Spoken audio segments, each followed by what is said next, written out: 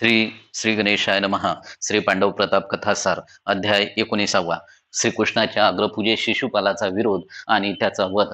धर्माने श्रीकृष्णास अग्रपूजेचा मान दिल्याने शिशुपालादी दुर्जनास फार राग आला होता.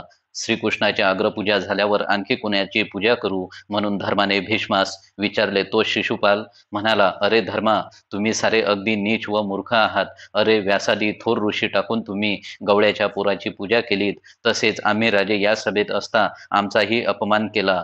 असे करावयाचे होते तर आम्हाला कशाला बोलावले. अशा तऱ्हेने धर्मास दुरुत्तरे करून शिशुपाल कृष्णनिंदा करू लागला व त्याचे सोबती त्याला साथ करू लागले. त्यावेळी धर्म शिशुपालास विनंती करून त्याची समजूत करू लागला, परंतु शिशुपाल काही ऐकेना, जास्तच बडबडू लागला होता. तेव्हा भीष्म म्हणाले, धर्मा, तू त्यांचे सात्वन करू नकोस. त्यांचे मरण जवळ आले आहे, म्हणूनच ही विपरीत बुद्धी त्यास सुचली आहे. इतक्यात सहदेव रागाने म्हणाला, आम्ही कृष्णाची अग्रपूजा केली ती योग्य आहे. ज्यांना ती मानवणार नाही ते सर्व दुष्ट व दुर्जन आहेत असे मी समजतो. हे भाषण ऐकून सज्जनांनी सहदेवाची वाहवा केली. नारदही म्हणाले, कृष्ण निंदकाचा मृत्यू जवळ आला आहे. हे ऐकून शिशुपाल जास्तच खवळला व एकदम खडंग हातात घेऊन संग्रामास उभा राहिला आणि सर्वांचेही भस्म करीन इत्यादी बोलू लागला. त्यावेळी सभास्थानी एकच कल्लोळ उडाला. त्यामुळे धर्मास काळजी वाटू लागली. तेव्हा भीष्म त्याला म्हणाला, तू स्वस्थ बैस. हा कृष्ण हुताशन हे दुर्जन अरण्य क्षणात जाळून टाकेल. ते ऐकून शिशुपाल भीमाची व कृष्णाची जास्तच निंदा करू लागला. ती असह्य होऊन भीम सर्व दुर्जनांचे चूर्ण करून टाकण्याच्या ईर्षेने पुढे सरसावला. तेव्हा भीष्माने त्याचा हात धरून म्हटले, भीमा थांब, या शिशुपालाचा वृत्तांत तुला सांगतो, तो ऐक. हा शिशुपाल दमघोषाचा पुत्र असून वासुदेवाची बहीण सत्यवती त्याची आई होय. हा शिशुपाल जेव्हा जन्मला तेव्हा त्याला 4 हात 3 डोळे होते. ही दुचिन्हे पाहून त्याच्या आईने त्याला दूर फेकून देण्याचा विचार केला. इतक्यात आकाशवाणी झाली की त्याला टाकून देऊ नकोस, त्याचे नाव शिशुपाल असे ठेव. हे ऐकून त्याची माता म्हणाली, यास मृत्यू कोणाच्या हातून होणार आहे. तेव्हा देववाणी झाली की हे बालक तू सर्वांस दाखवीत जा आणि ज्याच्या दृष्टीने ह्याच्या 2 भुजा व 1 डोळा गळेल त्याच्याच हातून याला मृत्यू येणार असे समज. दुसऱ्या कोणापासूनही याला भय नाही.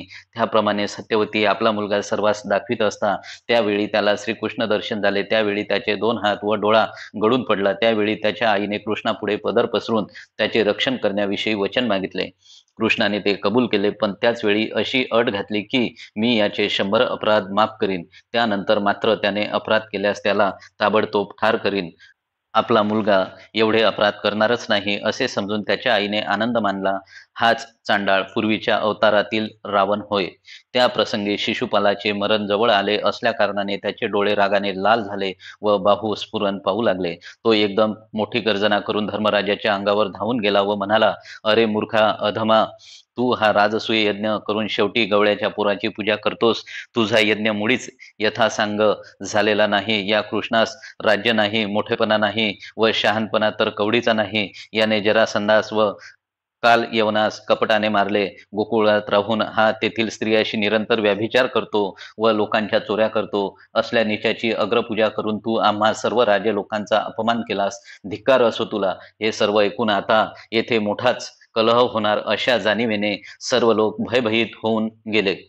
शिशुपालाचे हे भाषण ऐकून दुर्योधन व कर्णास मात्र आनंद झाला. शिशुपालाचा राग शांत व्हावा म्हणून धर्माने त्याच्याजवळ जाऊन म्हटले, राजा शिशुपाला शांत हो. हे कृत्य मी केवळ आपल्याच विचाराने केलेले नाही. या बाबतीत मी भीष्म पितामहाचा सल्ला घेतला होता. आता तू सांगशील त्याची अगोदर पूजा करतो. इतके धर्म बोलत आहे. तो शिशुपाल भीष्मावर संतापून म्हणाला, ह्या थेरड्याला कशाला विचारलेस. त्याच्या अंगी पराक्रम नाही न शहाणपणही नाही. हे ऐकून भीष्म क्रोधाने लाल झाला. तो म्हणाला, मूर्खाला काही एक अक्कल नाही. श्रीकृष्णाची थोरवी वाल्मिक, नारद इत्यादी महर्षीस ठाऊक आहे त्याचे मरण बहुधा जवळ आले आहे. इतक्यात शिशुपाल श्रीकृष्णाच्या अंगावर धावत जात म्हणाला, अरे मी तुझी इतकी निंदा करीत असता तू इतका शांत कसा बसलास. अरे मूर्खा, आमच्या यादवांच्या कुळात जन्मून तू चोराप्रमाणे रुक्मिणीस पळवून नेलीस, परंतु तिचा मी मनातल्या मनात उपभोग घेतलाच होता. तू महानीच पुरुष आमच्या कुळात जन्माला आलास. धिक्कार असो तुझा निर्लज्जा. ही निंदा ऐकून कृष्णाचे डोळे इंगळासारखे लाल झाले. ती कृष्णाची उग्र मूर्ती कोणाच्यानेही पाहावेना. शिशुपालाचे 100 अपराध पूर्ण झाले असल्याने श्रीकृष्णाने तात्काळ सुदर्शन चक्राने शिशुपालाचे शिर उडविले. ते गिरक्या घेत वर गेले व परत खाली येऊन श्रीकृष्णाच्या पायावर पडले. त्यातून एक तीजपुंज ज्योती निघून श्रीकृष्णाच्या मुखात प्रविष्ट झाली. त्यावेळी आकाशातून इंद्रादी देवांनी कृष्णावर पुष्पवृष्टी केली. हा प्रकार पाहून कौरवादी दृष्ट मंडळी घाबरली. धर्माने नंतर शिशुपालाच्या मुलास गादीवर बसविले. मग क्रमाक्रमाने सर्व राजे व ब्राह्मण यास वस्त्रालंकार दिले. याप्रमाणे तो राजसूय यज्ञ यथासांग समाप्त झाल्यावर सर्व राजे आपापल्या नगरास गेले. श्रीकृष्ण तेथून निघून द्वारकेस येतो. तो पौंड्रिक वक्रदंत या शिशुपालाच्या आप्तांनी द्वारकेस वेढा देऊन लुटालूट चालविली होती. हे समजतात श्रीकृष्णाने सुदर्शन चक्राने वक्रदंताचे मस्तक उडविले व सर्व सेनेसह पौंड्रिकाचाही वध केला. शिशुपाल, वक्रदंत इत्यादीचा वध झाल्यावर आपले अवतार कार्य संपले असे समजून राहिलेल्या दृष्टांचा मी अर्जुनाचा सारथी होऊन त्याच्याकडून नायनाट करवीन व पुन्हा शस्त्र हाती घेणार नाही अशी श्रीकृष्णाने प्रतिज्ञा केली. त्या दिवसापासून द्वारकेचे रक्षण व्हावे म्हणून श्रीकृष्णाने आपले चक्र द्वारकेभोवती सतत फिरत ठेवले. येथे अध्याय 19 समाप्त झाला आणि समोर अध्याय 20. व्यासाचा धर्मास उपदेश, शकुनी व कौरव यांचे कारस्थान, पांडवाबरोबर द्यूत खेळ. यज्ञ समाप्त झाल्यावर एके दिवशी व्यास महर्षी पांडवाकडे आले. त्यांनी धर्मास एका बाजूस नेऊन सांगितले की आता कौरवांचा उत्कर्ष काळ आला असून तुम्हाला 13 वर्ष अनेक कष्ट, विपत्ती, संकटे भोगावे लागतील. तुम्ही श्रीकृष्णाविषयी पूजा बुद्धी ठेवा, तो तुम्हाला सर्व संकटातून पार पाडील. साधू संतांचे आशीर्वाद घेत जा, जुगार खेळू नका आणि कदाचित काही कारणांनी सर्व राज्य गेले तरी धैर्य सोडू नकोस. याप्रमाणे सांगून व्यास निघून गेले. मग हे वर्तमान धर्माने आपल्या भावास सांगितले. ते ऐकून अर्जुन म्हणाला, व्यास व नारदांनी ज्या अर्थी ही सूचना दिली त्या अर्थी आपणावर काहीतरी कठीण प्रसंग येणार हे खचितच आहे. आपण आता जास्त सावधगिरीने राहिले पाहिजे. 1-2 दिवस लोटल्यानंतर शकुनी धर्मास म्हणाला, इतके दिवस यज्ञाची फार गडबड होती. आता स्वस्थ चित्ताने परत एकदा मय सभा पहावी असे दुर्योधनाच्या मनात आहे. तेव्हा धर्मराज सर्व मंडळीस घेऊन सभा दाखविण्यास गेला. बराच वेळ इकडे तिकडे फिरून सर्वांनी तेथील रचना बारकाईने पाहिली. मग ज्या ठिकाणी जमिनीवर पाण्याचा भास व्हावा अशी रचना केली होती त्या भागात ते आले. ते पाणी आहे असे समजून दुर्योधनाने आपली वस्त्रे सावरून वर धरली, पण तेथे पाणी नव्हते. थोडे पुढे गेल्यावर एके ठिकाणी जमीन समजून त्याने पाण्यात पाय टाकला. त्याबरोबर त्याची सर्व वस्त्रे भिजली. त्यामुळे द्रौपदी हसली. हे पाहून दुर्योधनाला फार वाईट वाटले. थोडे पुढे गेल्यावर दार असे समजून तो आत जाऊ लागला. तो त्याचे डोके भिंतीवर आपडले. तेव्हा भीम सहज विनोदाने म्हणाला, आता मात्र हा आंधळ्याचा मुलगा शोभून दिसतो. तेव्हा सर्वांची हसता हसता मूरकुंडी वळली. परंतु भीमाचे शब्द दुर्योधनाच्या अंतःकरणात टोचत राहिले. तसेच द्रौपदीचे व भीमाचे तुकडे तुकडे करण्याची त्याला इच्छा झाली, पण त्याने आपला क्रोध कोणासही दिसू दिला नाही, कारण शिशुपालाप्रमाणे आपलाही नाश होण्याची भीती त्याला वाटत होती. मयसभा पाहून झाल्यावर कौरव हस्तिनापुरास जाण्यास निघाले.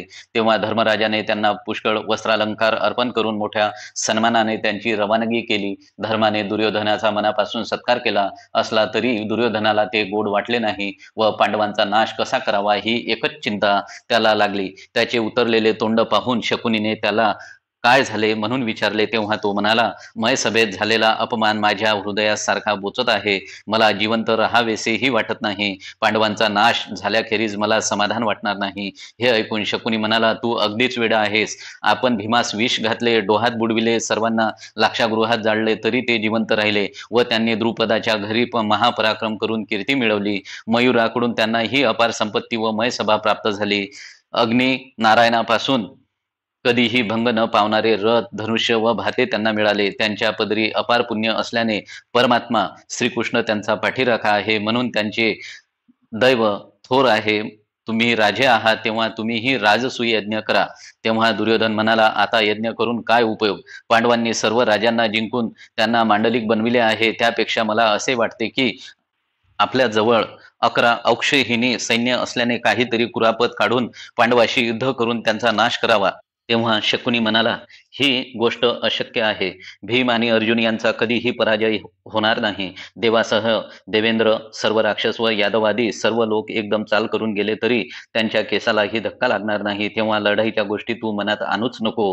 काहीतरी दुसऱ्याच युक्तीने त्यांना संकटात घातले पाहिजे. द्यूत खेळण्यात माझी बरोबरी कोणीही करू शकणार नाही हे तू जाणतोस.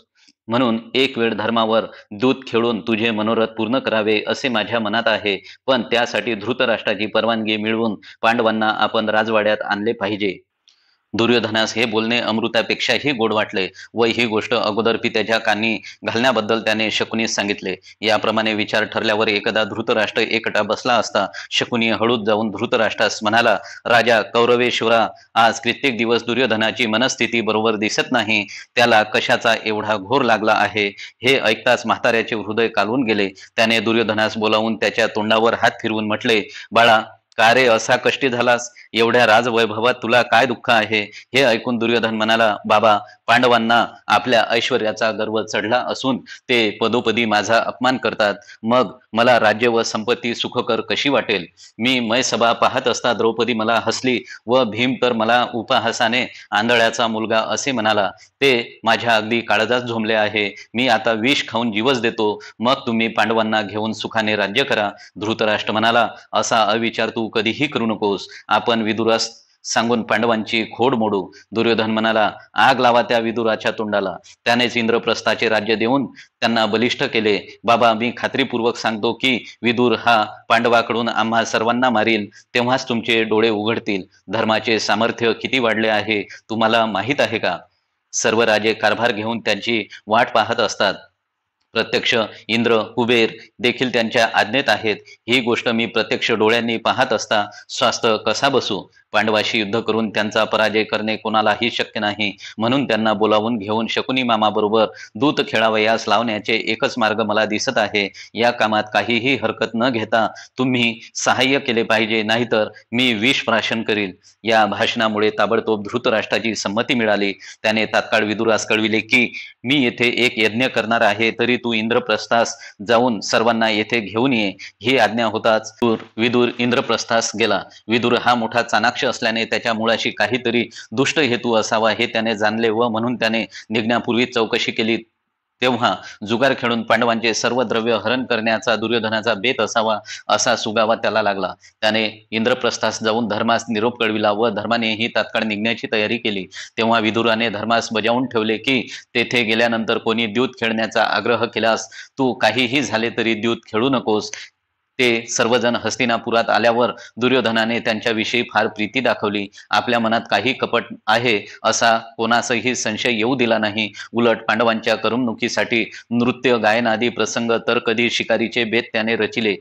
एके दिवशी भोजन झाल्यावर 2 प्रहरच्या सुमारास भीष्म, द्रोण, विदुर, धृतराष्ट्र, कर्ण, शल्य, अश्वत्थामा व दुर्योधनादी बंधू आणि काही राजे पान सुपारी खात इकडच्या तिकडच्या गोष्टी बोलत होते. इतक्या दुर्योधनाने शकुनीस म्हटले, आज वेळ अगदी जाता जात नाही, तेव्हा थोडा पट खेळू. तेव्हा शकुनीने धर्माकडे बघून त्यांचे मत विचारले. धर्मासही द्यूताची आवड असल्याने त्याने संमती दिली. मग काय, शकुनीने फारच सुंदर पट मांडून त्यावर सोंगट्या ठेवून सोन्याचे अतिशय सुंदर फासे काढले व खेळास सुरुवात केली.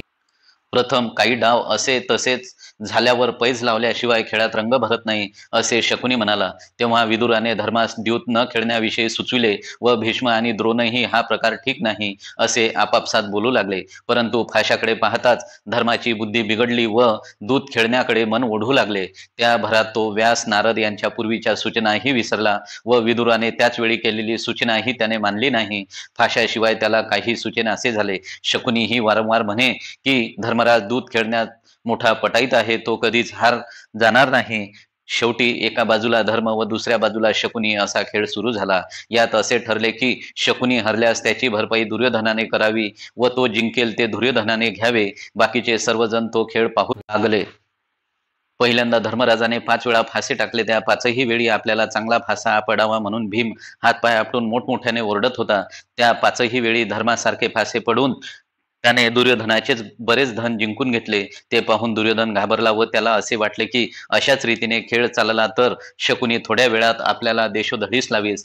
म्हणून शकुनीस रागावू लागला. तेव्हा शकुनी धर्मास म्हणाला, भीम हातपाय आपटतो त्यामुळे फासे हालून जास्त कलथी खातात व खोटा डाव पडतो, हे ठीक नाही.